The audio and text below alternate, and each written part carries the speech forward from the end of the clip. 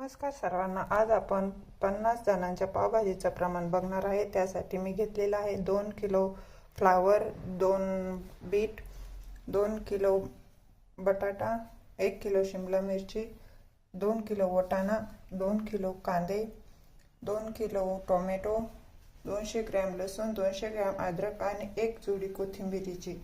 हे सर्व प्रमाण एकदम व्यवस्थित सगळ्या भाज्या स्वच्छ धुवून घेतलेले आहे।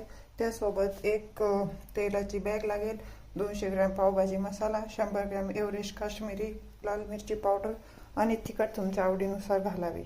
पातेल्यामध्ये तेल आणि बटर गरम करून घेतलेले आहे। त्यामध्ये अद्रक आणि लसूणाची पेस्ट टाकूया।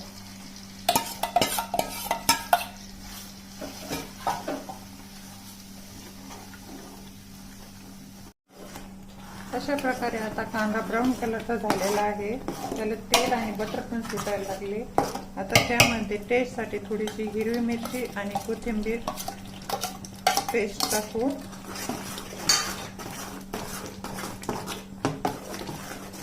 त्यानंतर आपण जे टोमॅटोची प्युरी करून ठेवलेली आहे ते टाकून देऊ।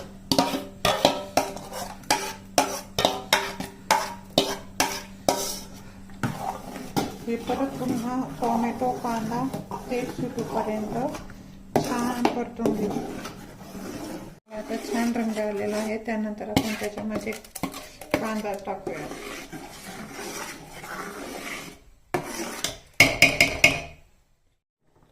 कांदा टोमॅटो परतत आहे तोपर्यंत आपण कुकरला ज्या काही भाज्या थोडंसं मीठ लावून उकडून घेतल्या होत्या त्या बारीक करून गरम करायला ठेवलेल्या आहेत।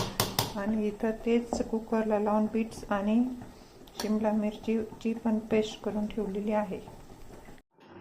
आता टोमॅटो आणि कांद्याला चांगलं परतलेलं आहे। त्यामध्ये आपण 2 चमचे हळद आणि काश्मीरी लाल मिरची पावडर टाकली आहे।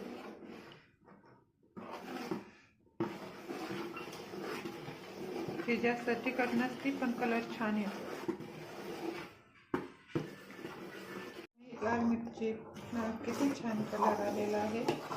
आता त्यामध्ये जाईल 100 ग्रॅम एव्हरेस्ट पावभाजी मसाला। ती पण उकडून घेऊन बारीक केलेली आहे।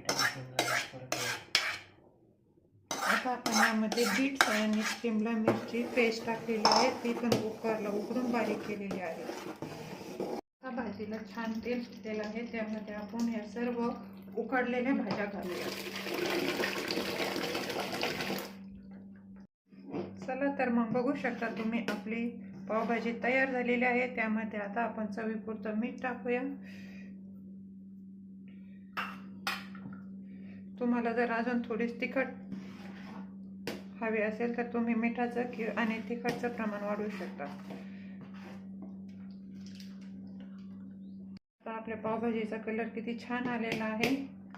आता तुम्ही तुमच्या आवडीनुसार अजून त्यामध्ये थोडंसं मिठाचं व तिखटचं प्रमाण वाढवू शकता। असे वरून बटर आणि थोडीशी कोथिंबीर टाकून आपण सर्व करूया। अशा सोप्या रेसिपी पाहण्यासाठी मराठी चव या आपल्या यूट्यूब चॅनलला लाईक आणि सबस्क्राईब करा। थँक्यू।